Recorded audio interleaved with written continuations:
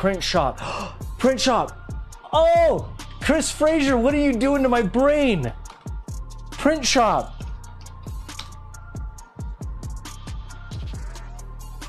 Ah.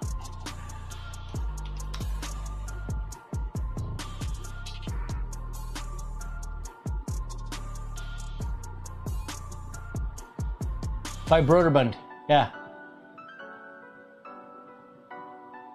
Print cards, banners, labels. Oh my goodness.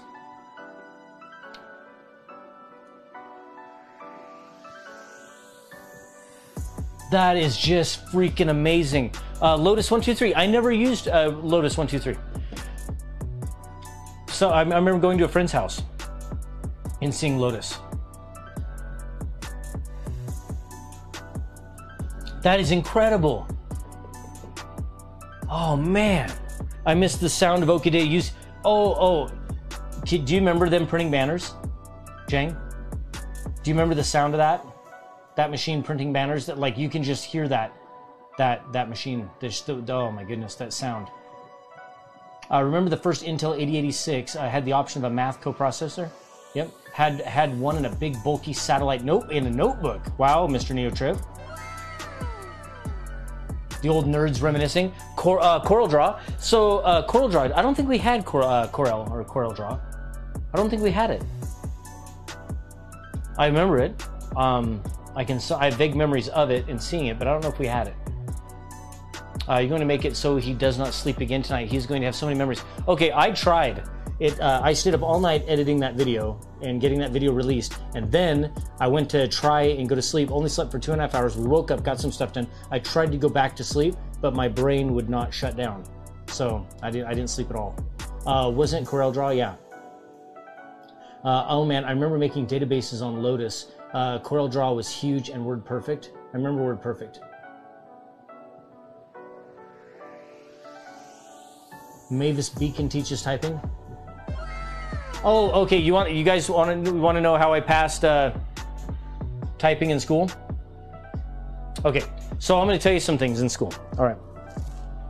So I had a knack for like thinking differently when it came to computers, and which ended up being some poor choices when I was younger, but ultimately led into a great career breaking into banks and governments. So we went from a Brother printer typewriter with bespoke steel cart to a Toshiba full-width ribbon printer. Oh, wow. So anyway, so I'll tell you a couple of stories. So one of them was I had to take the touch typing class, right? We all had to do that in high school.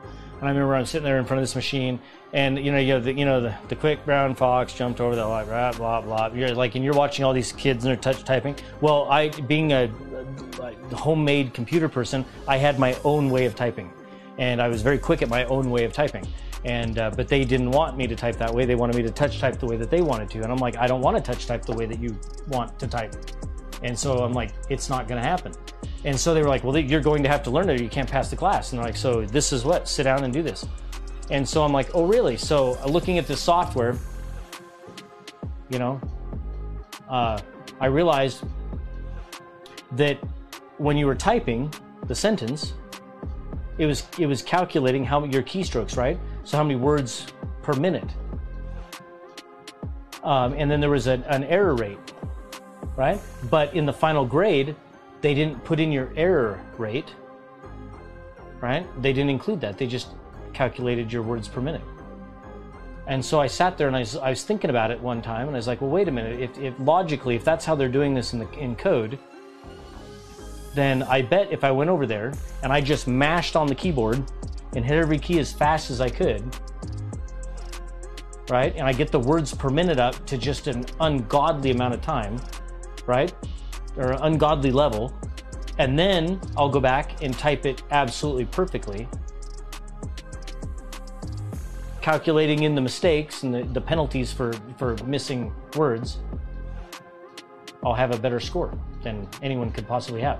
So I went in the next day, I sat down there, looked around, everyone's there, I'm like, smashed on the keyboard, and sure enough, I was right. So that's how the developer wrote the software, and he was totally wrong. And he shouldn't have done it that way. And Loyal scores perfect tests. And at one point, the teacher come over and they're like, so how are you typing so fast?